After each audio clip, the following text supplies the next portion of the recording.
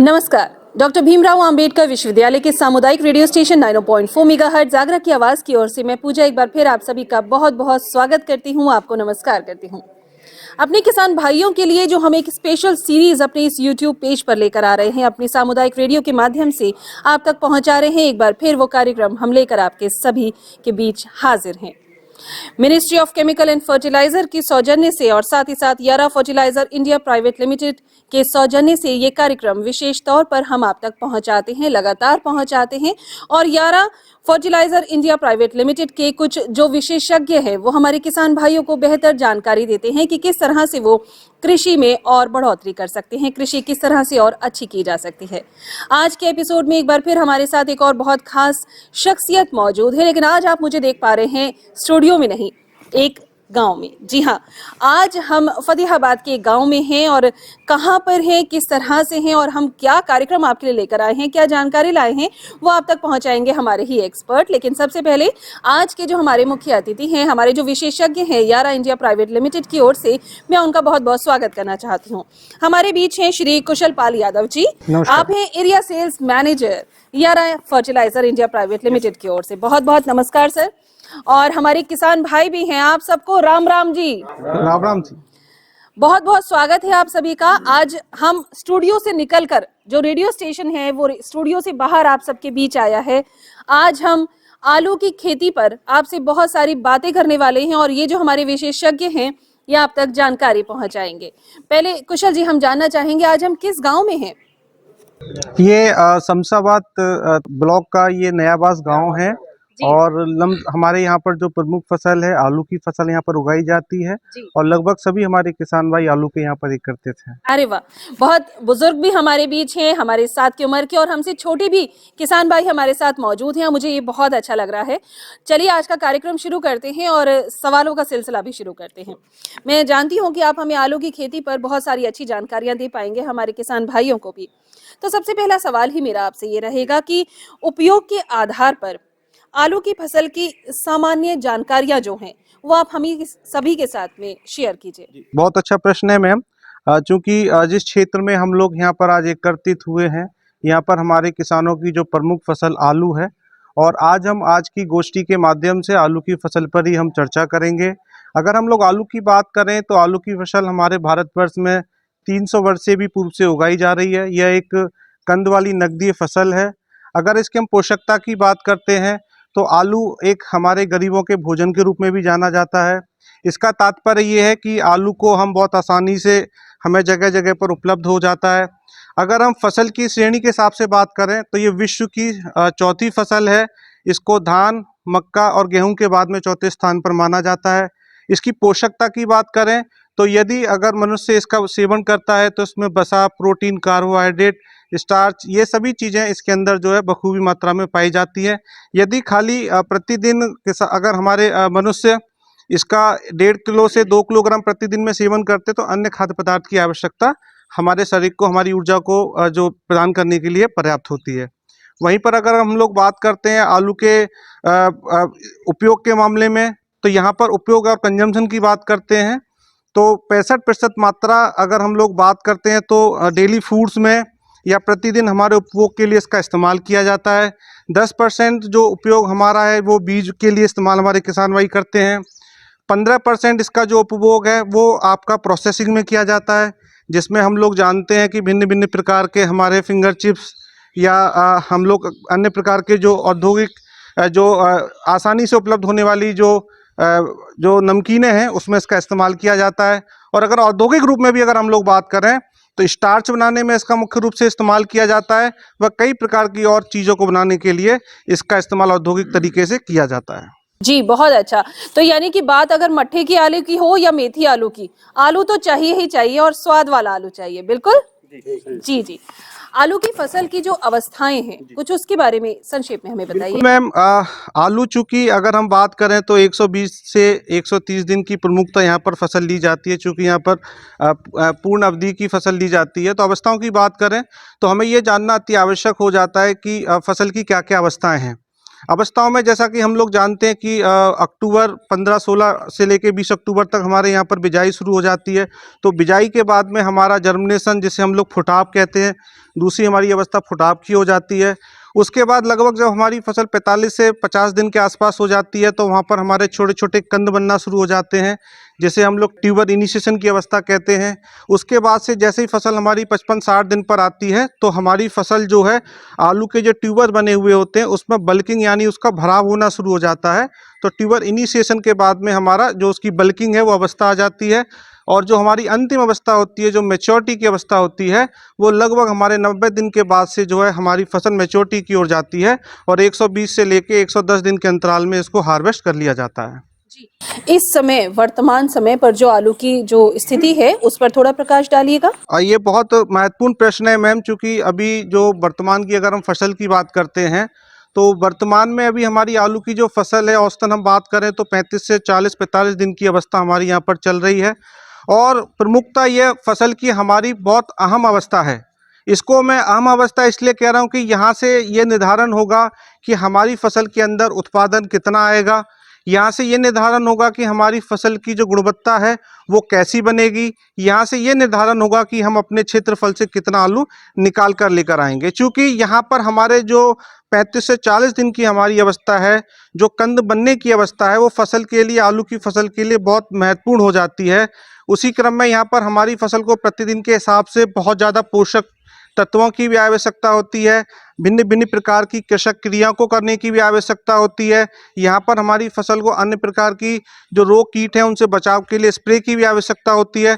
तो हमारे किसान भाइयों को इस समय बहुत ज़्यादा ध्यान देने की बात है कि अगर हमने इस समय अपनी फसल पर पूर्णतः ध्यान दे लिया और कृषक क्रियाओं को सुचारू रूप से बढ़िया प्रकार से किया, दवाइयों का इस्तेमाल अच्छे प्रकार से किया, अगर खादों का इस्तेमाल हमने अच्छे प्रकार से किया, अगर हमने सिंचाई को अच्छे प्रकार से किया, तो निश्चित रूप से जो अभी हम अपनी फसल की देखभाल कर रहे हैं उससे हम आगे चलकर बहुत अच्छा परिणाम हम उत्पादन के रूप में, एक गुणवत्तावान उत्पादन के रूप में देख सकते हैं। बिल्कुल बिल्कुल। ये पोषण प्रबंध जो आपने आलू की फसल के लिए हमें बताया, इस पर थोड़ा गहराई से रोशनी डालिए, थोड़ा डिटेल में बताइए कि स्टेप बाय स्टेप क्या हमें तौर तरीके अपनाने चाहिए। जी, बहुत अच्छा प्रश्न है मैम। इसमें जो अगर हम पोषण की बात जहाँ पर कर रहे हैं तो जनरली हमारे जितने भी किसान भाई हैं खादों का इस्तेमाल करते हैं, और हर एक किसान भाई की ये इच्छा रहती है कि उनके खेत के अंदर ज़्यादा से ज़्यादा आलू निकले, गुणवत्तावान आलू निकले, निरोगी आलू निकले। और खाद भी हमारे लगभग सभी किसान भाई इस्तेमाल करते हैं, लेकिन खाद की दक्षता को बढ़ाने के लिए हमें कुछ सिद्धांतों का इस्तेमाल जो है याद रखना चाहिए। निश्चित रूप से अगर हम कुछ चीज़ों को अगर ध्यान रखें तो जो खाद हम हमारी फसल में दे रहे हैं उससे हम ज़्यादा से ज़्यादा अच्छे परिणाम हम ले सकते हैं। इसी में एक हमारा, जैसे हम लोग बात करते हैं कि सही पोषक तत्व की जानकारी, सही पोषक तत्व की जानकारी का तात्पर्य हमारा ये है कि हमें ये पता होना चाहिए कि जैसे हम आलू की फसल कर रहे हैं, आलू की प्रति एकड़ उत्पादन जो हमें लेना है उसके लिए किन किन पोषक तत्वों की हमारी फसल को देना होता है। अगर हम वहीं पर दूसरे सिद्धांत की बात करें तो हमें कितनी मात्रा में वो तत्व उस खाद के माध्यम से देना चाहिए। हमारे कई बार किसान भाई क्या होते हैं कि जानकारी के अभाव में कुछ खाद ज़्यादा लगा देते हैं, कुछ खाद कम लगा देते हैं। हमारा जो आर्थिक जो लागत है वो तो वही रहती है, लेकिन सही जानकारी ना होने की वजह से क्या होता है कि हम लोग जो है अपना सही पैसे का इस्तेमाल ना करके खादों का जो असंतुलन खाद है उसका इस्तेमाल करते हैं। तो ये चीज़ हमारे को पता होना चाहिए कि हमें कौन सी खाद कैसे लगानी है। वहीं पर हमें जो है माध्यम पता होना चाहिए कि हमें हमारी फसल में अगर मानो हमें एक खाद लगाना, एक पोषक तत्व लगाना है तो उसे किस माध्यम से लगाना चाहिए।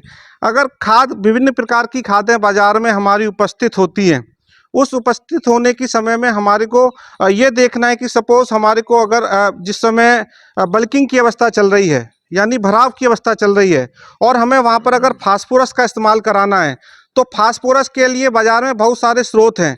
क्या वो फास्फोरस का हमारा इस्तेमाल हमें ज़मीन के माध्यम से करना चाहिए या पड़े छिड़काव के माध्यम से करना चाहिए। तो अगर हमारे को ये चीज़ पता होता है तो निश्चित रूप से अगर हम अपना जो है उसको अगर फास्फोरस को पड़े छिड़काव के माध्यम से देते हैं तो उसके लाभ हमें ज़्यादा से ज़्यादा मिलते हैं। तो टाइमिंग की भी बात यहाँ पर हमें ध्यान रहना चाहिए कि फसल की अवस्था, अगर बिजाई के समय हमें कितनी कितनी खाद लगानी है, हमें समय अगर बिजाई की है तो वहाँ पर कौन सी खाद लगानी है, हमारी अगर मानो वनस्पति अवस्था है वहाँ पर कौन सी खाद लगानी है, अगर बल्किंग हो रही है वहाँ में कौन सी खाद लगानी है। तो टाइमिंग अगर हमें पता होता है कि किस अवस्था पर कौन सी खाद लगानी है, जो कि समय समय पर हम जो वैज्ञानिक खेती के माध्यम से आपके बीच में आकर बताते रहते हैं कि हमारे को बिजाई के समय उदाहरण के तौर पे अगर 3 से 4 पैकेट वहाँ पर अगर डीएपी डालने की आवश्यकता है, अगर उसकी जगह अगर आप 5, 6 या 7 पैकेट डीएपी का इस्तेमाल कर रहे हैं तो वहाँ पर उतनी खाद लगाने की आवश्यकता नहीं है। अगर आपके 3 से 4 पैकेट आप डीएपी का प्रति एकड़ के हिसाब से इस्तेमाल करते हैं तो वो खाद आपकी पर्याप्त है।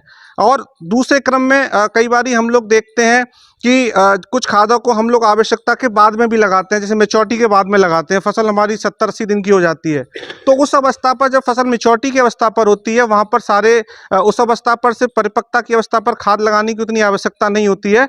उसको अगर हम उन खादों को 50 से 45 दिन की अवस्था पर लगाएंगे तो उनके ज़्यादा से ज़्यादा लाभ हम लोग पा सकते हैं। जी जी, स्टेप बाय स्टेप आपने बताया, यानी इसे 4R कंसेप्ट कहते हैं कि हमें सही सोर्स का, सही वस्तु का इस्तेमाल करना है, सही खाद का इस्तेमाल करना है, सही समय और सही मात्रा होनी चाहिए। और चौथा पॉइंट, सही न्यूट्रिशन का इस्तेमाल करना है, सही समय पे करना है, सही मात्रा में करना है और सही माध्यम से करना है। तो ये 4 बिंदु हमारे जो प्रमुखता हमें ध्यान में रखना चाहिए। बहुत ध्यान में रखनी चाहिए। अगर हम कीटनाशक की बात करें तो बहुत सारे मार्केट में ऐसी बहुत सी चीज़ें अवेलेबल है, लेकिन हम चाहते हैं कि कम से कम केमिकल या ना ही केमिकल हो, इस तरह के फर्टिलाइजर्स क्या यारा भी हमें उपलब्ध कराते हैं? और निश्चित रूप से मैम, चूंकि हम लोग अगर खाद की बात करें तो ये रासायनिक खाद ही होते हैं।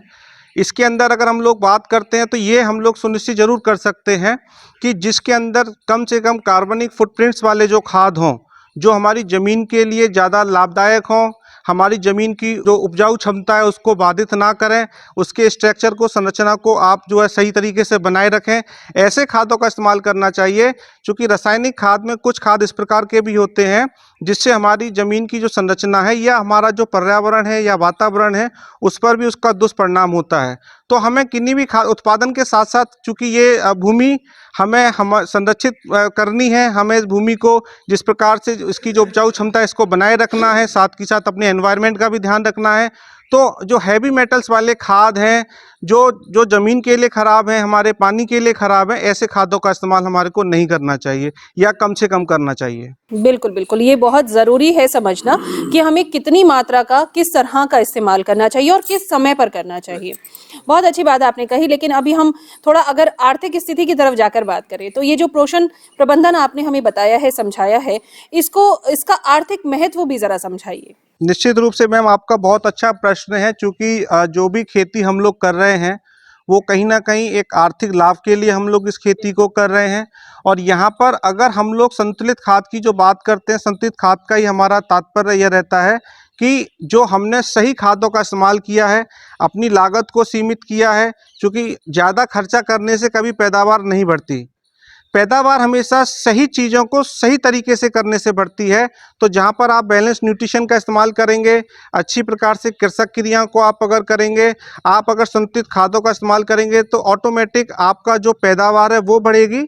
और साथ के साथ अगर हम आर्थिक लाभ की बात करें तो आर्थिक लाभ में हमारी जो क्वालिटी है, जो कि आलू के क्षेत्र की अगर हम लोग बात करें तो गुणवत्ता एक बहुत महत्वपूर्ण बिंदु है। यदि हमारी फसल की गुणवत्ता अच्छी हो जाती है तो हमारा आर्थिक लाभ ऑटोमेटिक बढ़ जाता है। तो यहाँ पर हमें इस चीज़ का विशेष रूप से ध्यान रखना है कि जो भी कृषक क्रियाएं हम लोग कर रहे हैं उसका हमारी फसल में क्या लाभ मिलेगा, उसके फ़ायदे को हमें समझना चाहिए। हमें एक्सपेरिमेंट करने से कभी भी हिचकिचाना नहीं चाहिए। एक्सपेरिमेंट का मतलब ये नहीं कि हमने कुछ नया कर दिया। एक्सपेरिमेंट का मतलब ये है कि सपोज़ अगर किसी व्यक्ति ने आपको कुछ सजेशन दिया कि अगर आप अमूल इस उत्पाद का इस्तेमाल करते हैं, वो किसी भी कंपनी का हो सकता है, आपको अगर वो सजेशन मिलता है और उसके एवज में आपको समझ में आता है कि ये उत्पाद अच्छा समझ में आता है, तो आप थोड़े क्षेत्रफल में उसको जो है अपने खेत में उसको प्रयोग करके देखें। जब भी आपको उससे संतुष्टि हो जाए कि आपने मानो मात्र 1 बीघा में उसका इस्तेमाल किया और उस इस्तेमाल करने से जो आपको अगर मानो उत्पादन में फ़ायदा हो रहा है, उसकी गुणवत्ता में फ़ायदा हो रहा है, आपके ट्यूबर साइजिंग में फ़ायदा हो रहा है, तो आपको उसको इस्तेमाल करके अवश्य देखना चाहिए। जी जी, आलू की बहुत सी वैरायटी कुशल जी मैंने मार्केट में देखी है और हम शहर वालों को तो इसकी ज़्यादा जानकारी होती नहीं है, तो बताइए किस किस तरह के, किस किस किस्म के आलू आजकल बाजार में है? अगर हम लोग बात करते हैं यहाँ पर आलू के लिए, तो यहाँ जो फसल है इसको 3 वर्गों में माना जाता है। इसको हम लोग जो है शॉर्ट ड्यूरेशन की क्रॉप, जो लमसम जो है 60 से 70 दिन 80 दिन के अंदर पककर तैयार हो जाती है। दूसरी हमारी जो है 100 से 120 दिन की क्रॉप मानी जाती है। एक फुल जो क्रॉप है हमारी मेच्योरिटी वाली, जो कि यहाँ पर हमारा प्रमुखता क्षेत्र की बात करें तो कुफरी 3797 का इस्तेमाल यहाँ पर ज़्यादा होता है, या 302 का इस्तेमाल ज़्यादा होता है, या LR का इस्तेमाल ज़्यादा होता है। तो ये वैरायटी ऐसी है जो यहाँ पर प्रमुखता उगाई जाती हैं। जी जी, आपने पर्णीय छिड़काव की बात की थी, तो बहुत ही एक महत्वपूर्ण सवाल जो मैं भी जानना चाहती हूँ वो ये है कि दानेदार खादों के साथ ही साथ पर्णीय छिड़काव वाली खादें ही क्यों महत्वपूर्ण होती है? ये भी एक बहुत महत्वपूर्ण प्रश्न है, और हमारे किसान भाइयों के जहन में ये समय समय पर ये प्रश्न आता रहता है कि जब भी हम किसी खाद का इस्तेमाल ज़मीन में कर रहे हैं उसके पोषण को पूरा करने के लिए, तो हम उसका इस्तेमाल पर्णीय छिड़काव के माध्यम से क्यों करें। तो हमारे किसान भाइयों को ये जानना अति आवश्यक हो जाता है कि आलू हमारी एक छोटी अवधि वाली फसल है, और उत्पादन के क्षेत्र में अगर हम लोग देखें तो यहाँ पर ज़्यादा से ज़्यादा उत्पादन हमें इसके रूप में मिलता है। जैसे मक्का की बात करें, उत्पादन हमें कम मिलता है। अगर हम गेहूं की बात करें तो क्वांटिटी की बात करें तो आलू में क्वांटिटी हमें ज़्यादा देखने को मिलती है। और फसल की अवधि की बात करें तो लगभग आपका जो है 120-130 दिन की अवधि की फसल है। छोटी अवधि की फसल के अंदर जो है ज़्यादा पोषण की आवश्यकता होती है, और फसल की अवस्था की जैसे हम लोग बात कर रहे हैं, जो आपका 35 से 40 दिन की जो अवस्था हमारी अभी चल रही है, तो यहाँ लगभग आपके जो है 10 से 12 दिन तक प्रतिदिन, अगर हम लोग बात करें उदाहरण के तौर पर नत्रजन की, तो हमारी फसल को प्रति एकड़ जो है आपका 5 किलोग्राम नत्रजन की आवश्यकता, प्रति क्विंटल उत्पादन के लिए 5 किलोग्राम नत्रजन की आवश्यकता पड़ती है। इसी प्रकार से फास्फोरस की आवश्यकता पड़ती है, इसी प्रकार से पोटास की आवश्यकता पड़ती है, और वहीं सूक्ष्म पोषक तत्व की आवश्यकता पड़ती है। तो कई बार क्या होता है कि हमारी फसल की जो अवधि है बहुत तेज़ी से बढ़ रही होती है।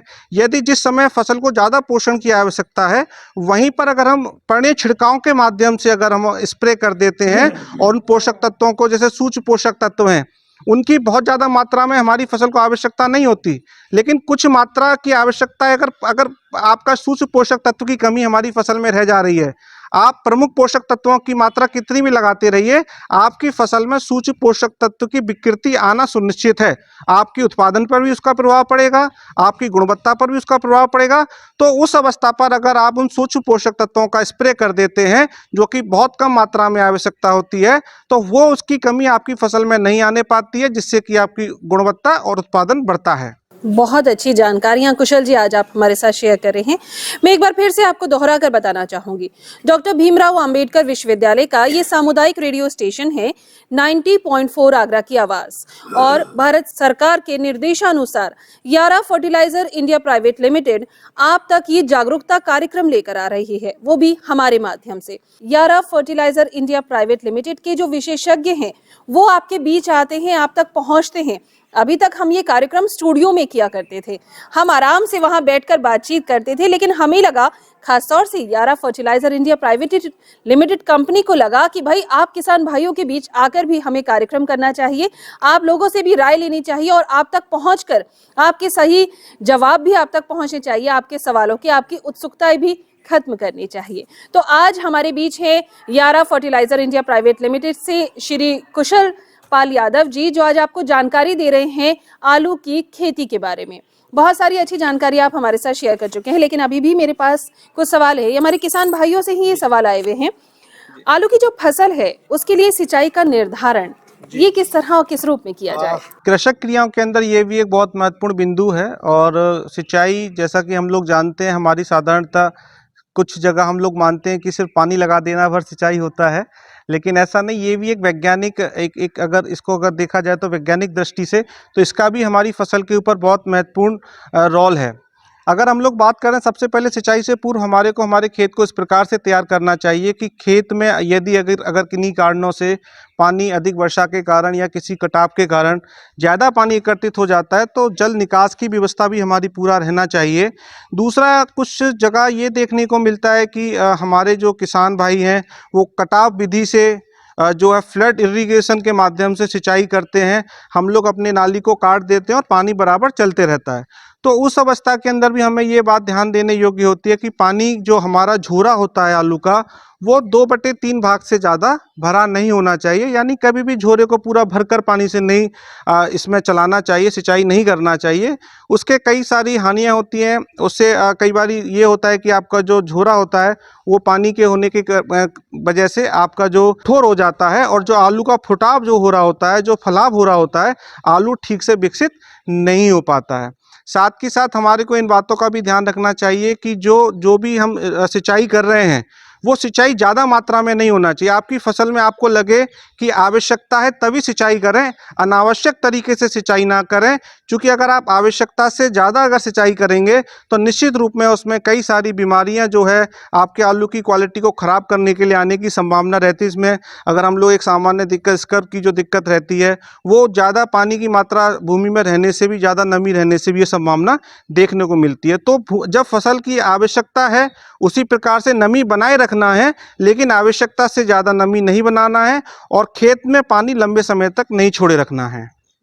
बहुत अच्छी जानकारी आपने दी। वैसे भी आप बड़े बुजुर्ग ही कहते हैं कि अति तो भाई हर चीज की बुरी होती है ना?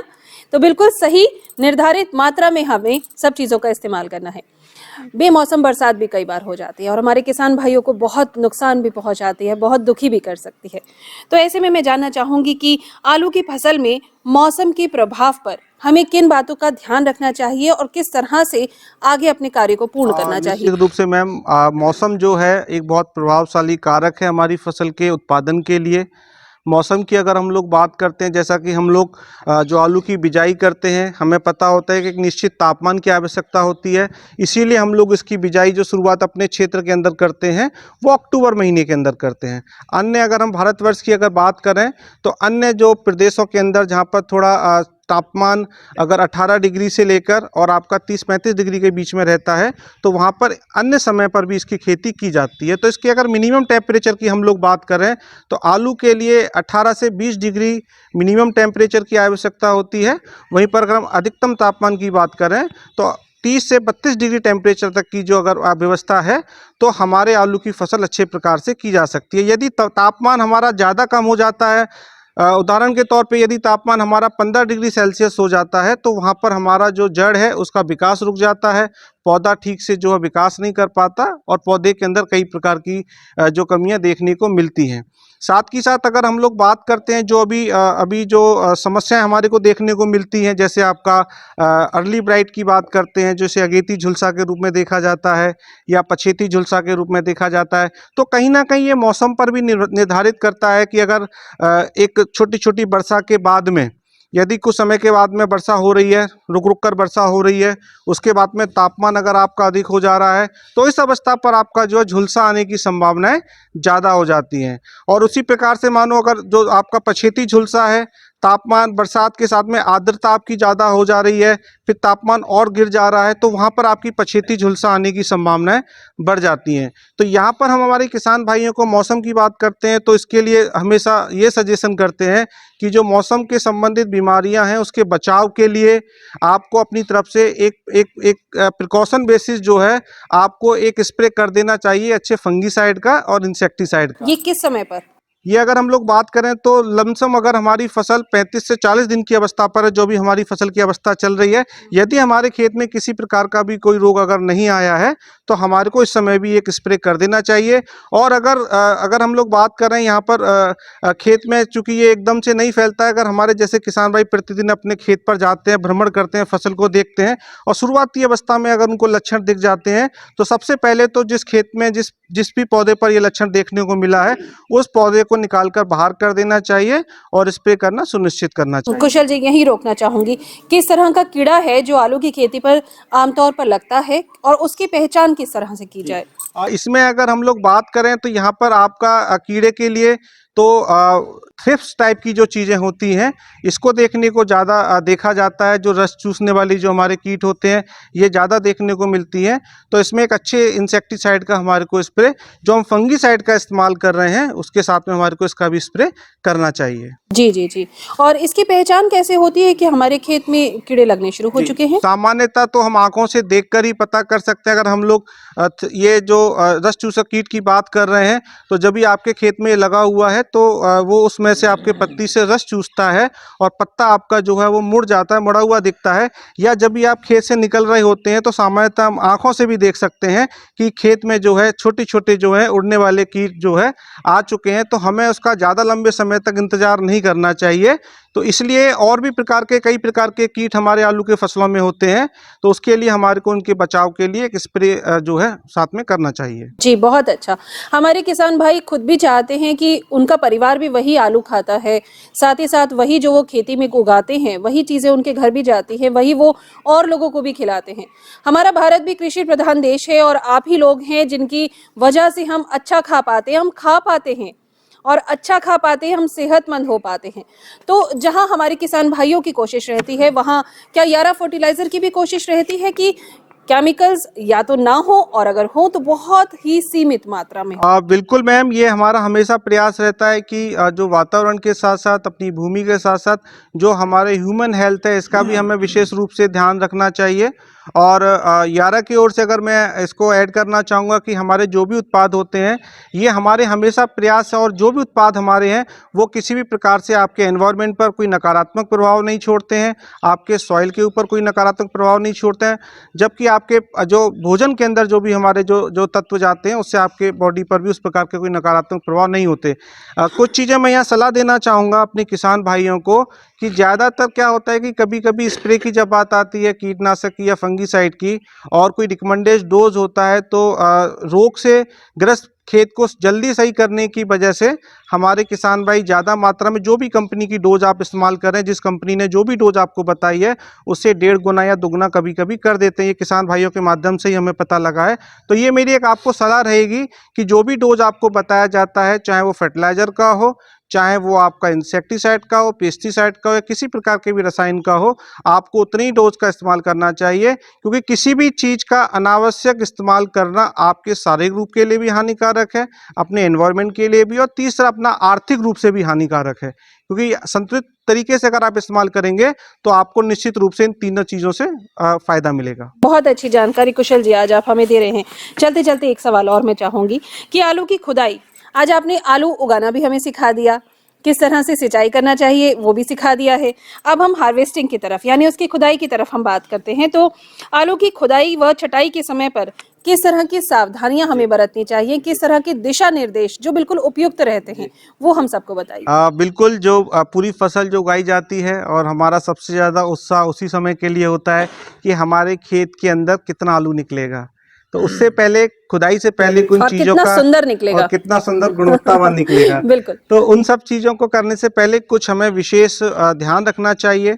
जैसा कि हम लोग जानते हैं कि जब भी हमें हार्वेस्टिंग करना है तो 15 से 20 दिन के आसपास हम लोग सिंचाई करना बंद कर देते हैं, नमी को कम करना स्टार्ट कर देते हैं।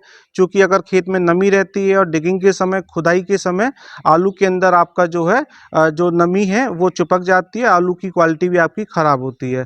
साथ ही साथ क्या होता है कि आलू के परिपक्वता के समय यदि आपका वेजिटेटिव जो जो जो अवस्था होती है तो उस समय आपका आलू की जो ऊपरी कवर है वो पूरा जो उसके जिसका जो खोल है वो पूरा तैयार नहीं हो पाता है। तो इसलिए लगभग 15 से 20 दिन पहले आपको ऊपर की पाल को काट के बाहर कर देना चाहिए। जब भी 10 से 15-20 दिन तक आपका आलू इस अवस्था में रहेगा तो उसका लाभ आपको ये देखने को मिलेगा कि आपके आलू का जो ऊपरी छिलका है वो अच्छे प्रकार से बनकर तैयार हो जाएगा और आलू आपका देखने में सुंदर लगेगा।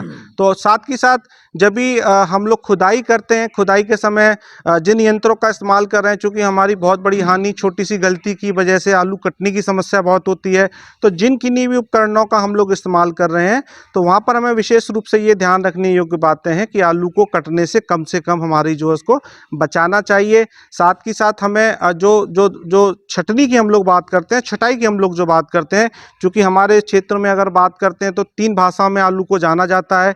किर्री के नाम से जाना जाता है, गुल्ली के नाम से और छटनी के नाम से जाना जाता है। तो बाज़ार में जो सबसे अच्छा जो आलू जो विक्रय होता है वो छट्टा आलू, आप जिसको लोकल भाषा में बोलते हैं, उसका होता है।